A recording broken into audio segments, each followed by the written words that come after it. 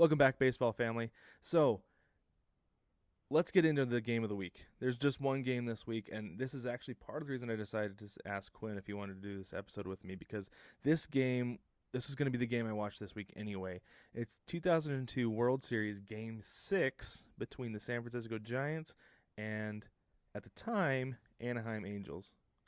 Do you still consider them the Anaheim Angels, Quinn, as an Angels fan?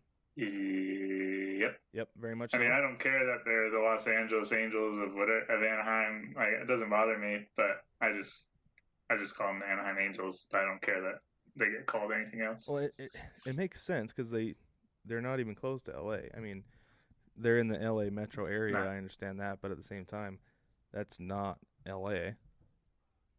right. So It doesn't feel like LA. It doesn't. There's yeah. yeah, yeah, that's Not the LA, thing but too. whatever. Anybody who's been down there knows it does not feel like LA. Totally different. I agree with that. No. Absolutely.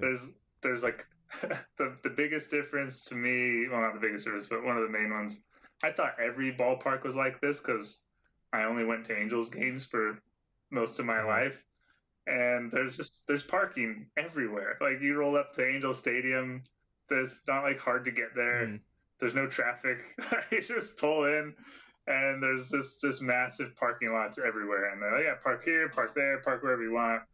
You can park across the street. I mean, there's just so much. And then I went to a Rockies Hmm. game, and there's just no parking. You have to like just park randomly somewhere downtown, and the Padres is like that too. Hmm. I guess the Dodgers have parking, but it was just so weird to me. I was like, what? What? Why is this? Where's the big parking lot? Yeah, I hate this. that actually shocked me when we got to Angel Stadium because I've been to one game at Angel Stadium, and I couldn't believe that big parking lot because I'm used to going to now T-Mobile, where they have a parking structure across the street, but it's incredibly Yeah, limited. So if you're gonna so yeah, if you're gonna park, you've got to find somewhere down the road to park, and you've got to pay $20 if you're 2-3 blocks away. But yeah. When I went to the Rockies one, it was like I I had no idea. Like I wasn't familiar with the city, so we just parked like behind some restaurant and paid 20 yeah, bucks, and it was like super shady. And then we walked, a mile, and it was I don't know. I didn't love it, but then I was listening to Bill Simmons talk about like stadiums, and he's from Boston, so he loves Fenway, yeah, and like I guess just the surrounding area around Fenway, and I guess Wrigley's like that too. And he's like, the worst stadium for me is Angel Stadium. There's nothing around the ballpark. It's just a parking lot. And I was like, oh, that's the thing I like about it. That's funny. So that's anyway, funny. Yeah, and I actually agree with that. I'm not a huge fan of all the extra stuff. Like it's nice in Seattle that you can kind of walk down the street and like hit all the vendors. Like there's probably 7 or 8 different shops down the road that you can go to buy a T-shirt, and then there's you can buy mm, nuts and popcorn and all kinds of stuff. But at the same time, like it's not great because, like we said, you're paying a whole bunch for parking, and it's a pain to get out of because you could be double, triple parked. oh man. So you could be waiting. If you get out of the stadium quick, then you might be waiting for 2-3 cars or 2-3 people to get to their car before you can even leave. So you're still sitting in your car waiting. That sounds terrible. I would just not drive. I couldn't handle that. And yeah, I mean, we lived in Salt Lake for a while, and that's why we took the train to Jazz games if we went, Oh yeah, or Bees games, because I didn't want to deal with parking. So right. yeah, we take the train to those games. Yeah, No that'd be way. that'd be cool. With Angel Stadium, there's no shops or anything around, but Hmm. after the game, there's usually a guy waiting in the parking lot selling shirts out of the trunk of his car. If you want Oh yeah, knock off yeah. Of Angels course gear. there is. Yeah, of course there's that guy. Man. There has to be. But Quinn, like I said, I had you come on because you're an Angels fan, and you would have been what, 14 Oh when this game gosh. was played? Yes. Yeah, that's right. Barely, yeah, barely 14. Yep. Do you have any recollection at all of this game before you watched it this week? Yeah, I did. So back when I was 14, I was a much bigger Angels fan than I am now. I mean, I still love the Angels, but I used to listen to every single game because we didn't have it on TV, or my brothers wouldn't let me watch it, so I just listened to it. And I listened to. I mean, I caught almost every game. That's how I learned how to play baseball. I didn't even play baseball when I was a kid until I was about 14, I think. So Oh wow. it's I didn't yeah. know that. Anyway, so or maybe I was 13. But anyway, the yeah. So when we were able to watch the World Series, it was huge for me, and it was so stressful for me. And this game brought back a lot of those feelings. I'm so glad I know the outcome this time because I like couldn't watch. Like I remember being in the living room with my whole family. Now all of a sudden my brothers didn't mind watching the games.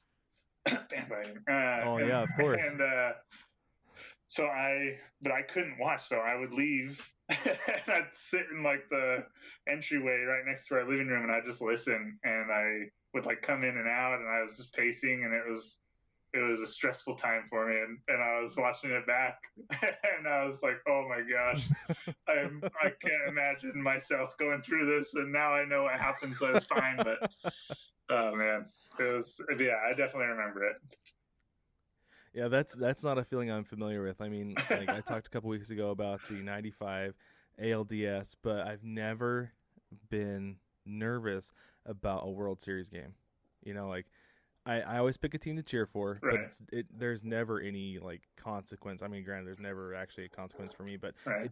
there's no emotion in it for me. It's just like, hey, good for them. The Right. Nats won this last year, and I was like, good for the Nats. And a couple years ago, when the Astros won, I was like, okay, that's fine. They got theirs. Now somebody else go win one. Yeah.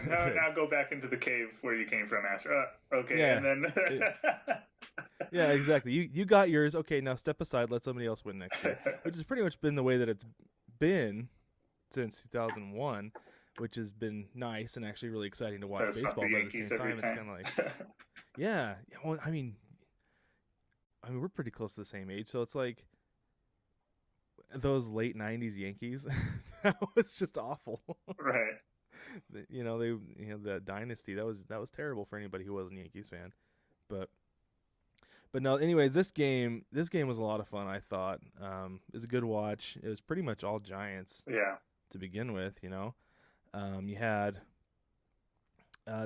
this is actually something really funny that I noticed watching this game, is that this is the second week in a row that I watched Kenny Lofton play for a team that I forgotten he'd played for. Because the game I watched last week was the 0-3 NLCS game 6 between the Marlins and the Cubs, and I had totally forgotten that Kenny Lofton had played for the Cubs.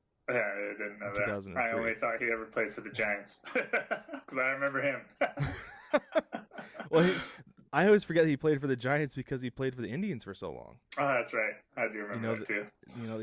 He was center fielder for the Indians in the '90s, and then I'm watching this game. I'm like, God, that's Kenny Lofton, isn't it? Oh my gosh! Yeah. Forgot he played for the Giants. It's hard for me to forget. I was just he had a good series, man. I'm sure He wasn't fun. Yeah.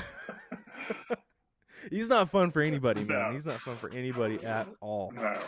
The fact that this was actually something that I noticed with Kenny Lofton. This was something that I feel like I catch with him with guys periodically. And one thing with him was he actually stole third. He had a couple stolen bases in the game, but at one point he stole third on a slider. Yeah.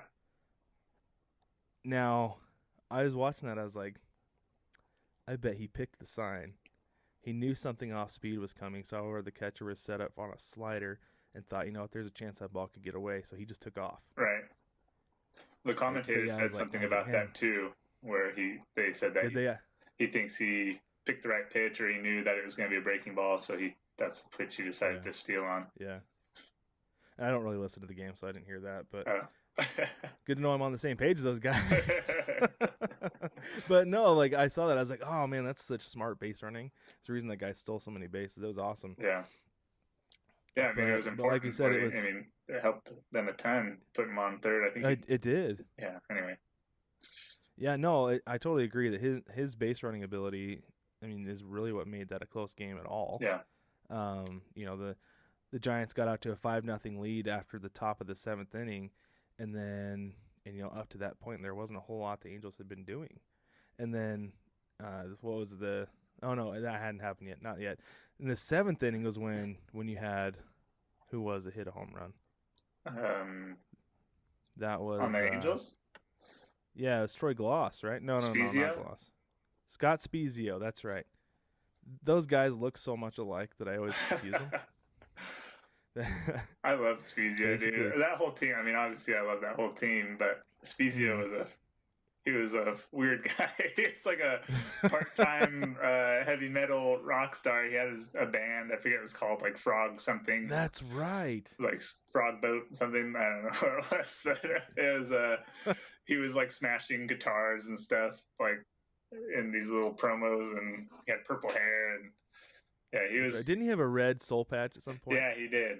He did. He was and it's funny, like him. He was just kind of like a role guy, you know, like he was bottom of the Mm-hmm. lineup, um, and he wasn't one of their big stars. Like he wasn't making a lot of money, I'm sure, but he Mm-hmm. came up with the biggest hit in the game that started everything. And Mm-hmm. then the commentators they mentioned a stat. He was 11 for 17 with runners in scoring position in the World Series. I was like, holy cow! Or maybe I don't remember if That's it was the something else, World man. Series or the postseason, but still, like Benji Yeah. Molina was like that too. If there was somebody on second base, he was batting like 600, like in his career. Like he was freaking nuts. But Yeah, that's yeah, insane. it's weird how these role player guys play such a big role in or a big part in these games, these Mm-hmm. big games. Yeah, and I think that something goes into that because you're so focused on getting the guys out who are going to hurt you. You Yeah, know, like I'm sure there was so much of um, Sosha's game plan went into we can't let Bonds hurt us. If they're going right. to beat us, Benito Santiago is going to beat us by laying down a bunt, which he happened to. Yeah, But it's not. It can't. We can't let Bonds beat us, and so I feel like so much that goes into it that's why you get these peripheral players who are the MVPs of the World yeah. Series and Or everything. like Sean Dunston. I don't even remember him, but I guess he played forever. He was Mm-hmm. like 39 or I forget, he was an older guy, and Mm-hmm. he was the one that hit that first home run to left Yep. field, and he was the ninth batter, batting ninth, Yeah. and just came up with this big hit. And that was his only hit, but it was so, at the time it was a big deal. So Mm-hmm. I Yeah. think It you're really right. was. They even they interviewed Apier, the pitcher, and Mm-hmm. he basically said like their game plan is Lofton and Kent get on or whatever. Like no, he was talking about Kent, but I mean in this game it was Mm-hmm. Lofton and Kent, and Yeah. then Bonds has to hit him on or hit him in, or they have to walk him and load the bases or put two men on base instead of just one. Yeah. If there's somebody on the bases already, it makes things a lot harder from an opposing standpoint. But he was basically talking about like it was those three guys were all they were worried about, and that's kind of what happened. Like when they were getting things going, it was Lofton, Kent, and Bonds. Besides Mm-hmm. that home run, but Yeah. Jeff Kent, who by the way looks like a state trooper. Um, he does. Looks like he should be on Reno 911 or something in he those does. short shorts and the boots. He'd be so perfect for that. Absolutely. Yeah. But so like we said, Spezio hit that 3-run home run in the bottom of the seventh. So then Yeah. nothing. Angels aren't able to do anything after that, and then you've got coming into the eighth inning, really kind of going to be the last chance there because I mean you're coming up to the bottom of the order again in the eighth inning, and that eighth inning was just insane. Like I was watching that and it's just like, gosh, Barry Bonds is doing his best Manny Ramirez impression Oh out my there. gosh, that was great.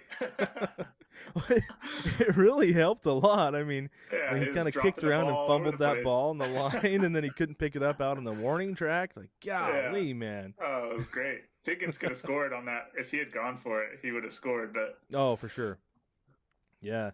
But yeah, so it ended up being, I mean, Darren Erstad led off the inning with a home run, yeah, which I think that they're expecting their Erstad, Tim Salmon, or Garrett Anderson, one of those guys, to hit a home run that inning because that's just kind of what you expect from those guys, right?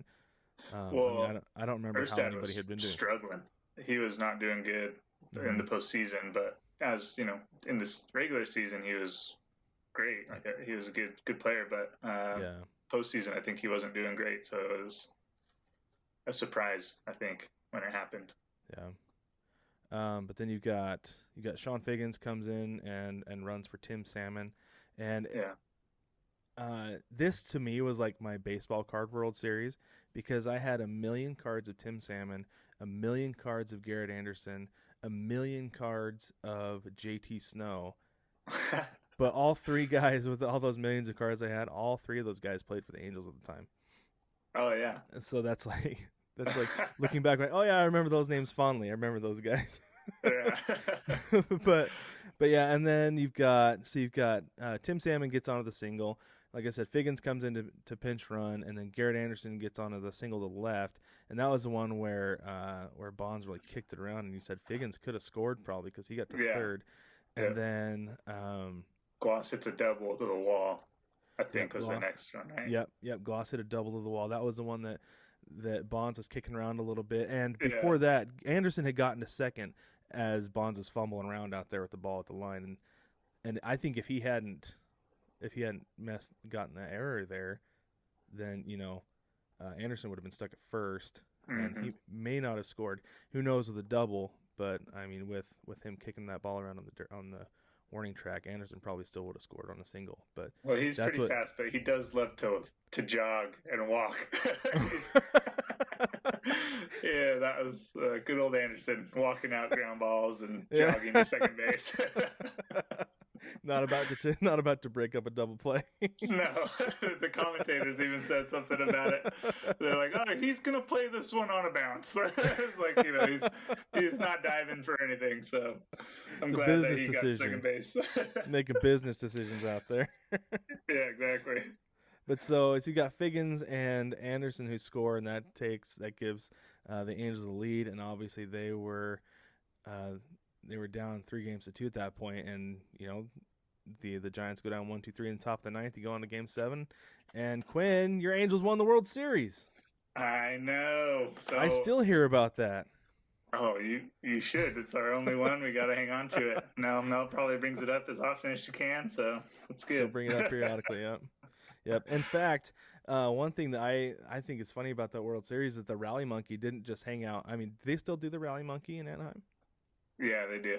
Yeah, I thought so because it kind of stuck with. I mean, I don't know about how much of Major League Baseball, but it's stuck in the Cactus League. In fact, while Wilson and I were down in Arizona, I picked him up a little Cactus League Rally Monkey. Oh, nice. Only because he requested, he saw the monkey and had to have it. So since I'm a sucker and we were on vacation, I said, sure, let's get it. So it's baseball. You gotta exactly. You're showing any interest? Yes, I'll buy it. Exactly right. That year, the Angels had like some crazy number of comeback wins, and that was the first year I think that they did the Rally Monkey, and so that's why it stuck so much. But that team, like when they were playing, they were always in it, and they had that huge comeback win against the Yankees the series before. That season, that was the season when the A's went on their winning streak, when that Moneyball season. Yeah. That was the same season. So when the A's won like 26 in a row or whatever it was, right? The Angels won 22 out of 26 during that stretch. So the A's didn't even like go out ahead that much. But that's why the Angels were the wild card team, because they were, they were coming back and they were winning all these games, but they weren't able to catch the A's. But yeah, that was a good team. It was fun to watch those games because really even if they were losing, it was still worth watching, So yeah, for sure. And that's one of the things that is fun, that if your team's winning, it's fun to watch. You don't necessarily have to win the World Series for it to be fun to watch, right? Like, for me, I still hold on to that 116-game season. Like, I told my mom going into the playoffs, I was like, this is the year we're getting our Sports Illustrated subscription so that we can get the Mariners World Series package, Yeah. And they ended up losing in the ALCS to the Yankees. But no, I mean, I still look back on that 2001 season because that was a blast. It was a ton of fun to watch those games. The whole refuse to lose everything, 2 outs, so what? Because they scored so many runs and won so many games with 2 outs. It was insane. It's bananas to watch. Yeah. But wait, that was the year that the Mariners were tearing it up was 2002. 2001, Oh, the year 2001. I was gonna before. say, I was like, oh, I thought the A's won that division that year, but Yeah, they did. yeah. So I was Yeah. thinking I actually was thinking about the Mariners during this game when Eckstein was up, and I love Eckstein, and You and Mel. like I know. I think everybody that was an Angels fan at the time did, but he Probably. was Yeah. just so fun to watch, man. And he like choked up on the bat. He wore Under Armour that was like loose on him because he was Uh-huh. 5'6" and weighed 100 pounds, and Yeah. like it's just like he shouldn't be up there, but Yeah. he during the season he was so important, to the Yeah. team. He didn't have a good game that game, but Hmm. he and so Ichiro is kind of like that too, where these guys they don't care about the stats or the home runs. They just Hmm. they just get on base, and Yep. they slap the ball and they get singles, and then it just helps the team out so much. And I feel like Eckstein wouldn't even make it to the pros now. Like No, no chance. No chance. yeah, it's Yeah. like Well, oh you and I can't hit a home wonder. run, no. Yeah, and I wonder if now you mentioned if Ichiro would have been a completely different batter if he had come in now because I mean they talk about how all the time that he has the power to hit 40 home runs a year. He just doesn't because he'd rather hit for average and be on base for everybody to drive Yeah, them in. I don't think You know. anything would change Ichiro. I Yeah, feel you're like he probably would just right do whatever he wants. because then the guys behind him, they're hitting 2-run home runs instead of solo home runs. So Yeah, there's that. yeah, exactly. You know. And I just feel like I don't know, those guys are so important that can just get on base and get singles. Like, who cares? Yeah. Yeah. Anyway, so Yeah. that stuck out to me when I was watching it. And then I meant to do the research here before, but Brandon Donnelly was one of the relief pitchers that came on. Yeah. Yeah.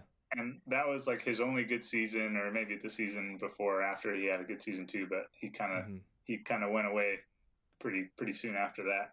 But he didn't get a World Series ring He didn't because get a of ring. no. And I meant to look it up why, because I remember like vaguely, I feel like he was like a scab or something like that at one point. Like he Mm. wasn't like part of the union or something, Oh and man, so he's like not officially on the roster like when they list all the players or whatever. that's And he didn't get a crazy. ring, and like yeah, it's like all this stuff. But he was so good as a Well, he setup got guy. into 46 games that year and he's an all-star in '03. Yeah, so That's I think crazy. yeah, and I think '03 was like his last good year, but he Yeah. yeah, he was awesome. So it went K-Rod, Donnelly, Percival, and so like if the Angels got to, that's why they were so good at coming back, was Hmm. because if they could get the game to the sixth inning, then the other team didn't score anymore, and so they were able Yeah. Yeah. to have so many comeback wins. Yeah. Well, But anyway, it so makes that a was difference shortening the game up like that. That's a big deal. yeah, That's a cool little nugget. Well, yeah. before we get going, there's one thing I wanted to share real quick. I want to give a quick update on my Super Nintendo game. I've been playing through Ken Griffey Jr. Baseball from Super Nintendo from 1994 on my Nintendo, and it's not going well. I'll be honest, not going as well as I thought it would. Uh, I'm 12-8. Um, I thought I was going to sweep the Red Sox. They took the last of the 4-game series, and that's pretty much the best I've done against anybody. I've gotten boat raced a few times. That game's really hard, a lot harder than I thought it was. I was thinking the other day, I was like, man, I remember going 162-0 one year. How am I not winning? And I was like, oh yeah, that's right. Because if I lost, I reset it before I saved. That's what I was gonna say. I definitely cheated. It took more than 162 tries to play that series or play that season. So that's definitely how that went down. but but Quinn, what are you doing to stay busy during quarantine? Are you guys using your batting cage in the backyard? My new house doesn't have room for the batting cage, Oh unfortunately, but no. I know it's rough. Oh, But we're hot tubbing. We go hot tubbing, nice. and we play basketball, and we play catch back there. But Right on. no batting cage, unfortunately. Oh, that's a bummer. That's a I know. bummer. But, we got Wilson some new wiffle balls, and we've been out in the back hitting, and he tagged me a couple times with some comebackers. And I deserve it because I hit him with one yesterday. I felt really bad. I hit him well, square in the chest. he nailed one. That one that you sent me. I don't know. I thought it was like a tennis ball or something, Oh no, but it was a wiffle ball, and he hit oh it my pretty hard. gosh. He ended up breaking that ball. Yeah, dude, But he yeah, creamed that thing. yeah, he can square it up pretty good. He's a good little hitter. I think he's gonna be better than I ever was, to be honest. If he's willing to keep working, I think he'll Yeah. be really really good. So I'm excited for him. He loves it. Loves everything about baseball. He can't get enough of it. So it's a good time. And you've got Yeah, that's awesome. one or two who really like baseball. Well, they don't like it, but they're good at it, and so it's kind of frustrating. I have to talk to them about getting out there and practicing, and they like playing the games, but they don't like to practice. But Nobody likes practice. Just tell them I that. loved practice. Oh, I I was hated like, practice. I would have been in the sandlot like that to me, like just hitting ground balls and fielding ground balls and throwing it to first. Like that was I could do that all day. So I loved Oh, practice. The games and is see, what I can get scared me. I that. was too I was so scared up there. I'd like to practice. And so I can get that because you were a position player and a pitcher, right? Yeah. Because I guess that's all there is to it, position players and pitchers. But I was as a I played catcher, short and third and then pitched. But yeah. But as a catcher, practice is so boring oh yeah, I because bet. you stand there next to the coach. You get to BS a little bit, with everybody, but at the same time, like all you're doing is waiting for the first baseman to throw you the ball. Yeah, and then That's you all you're. flip it to the coach, and then Yeah, and then go stand in line and wait your turn yeah, to catch the ball and flip it to the coach. And every once in a while, they'll flop one out in front of the dirt, and it's a bunt. And go get it. right, Oh, yeah. You're I like, fell oh, asleep. Sorry, coach. yeah, the coach whiffs it, or he like messes up his hit, and he's like, "Oh, that was on you. Yeah, Go get exactly. He's like, I meant to do that. Go get it. Yeah, okay, it." whatever. That's like, but Yeah, in the games, you guys are getting all the action. You're in yeah, every single pitch is coming right at you, so yeah. And you you have get you it. have a lot of control over the game too, so it's actually a whole lot of fun. Games are a Yeah, blast. yeah, But no, I dreaded practice, and partly in high school I hated it so much because it was like go stand next to the coach, and then take some batting practice, and we get in trouble if we hit foul balls, and then we'd did you have to hit run. what? We Fly get in trouble if balls? we hit foul balls, yeah, during Oh, batting foul practice. balls. Yeah. Yeah, he's like, we're too far into the season. It's like second week of practice. We're too far into the season for you guys to be hitting foul balls. Like, Okay. okay. but, but yeah, so then it was, and then we go run until he started watching us run because that's how things worked. But Right. no, I way preferred games over practice growing up for that reason. Yeah, that makes sense.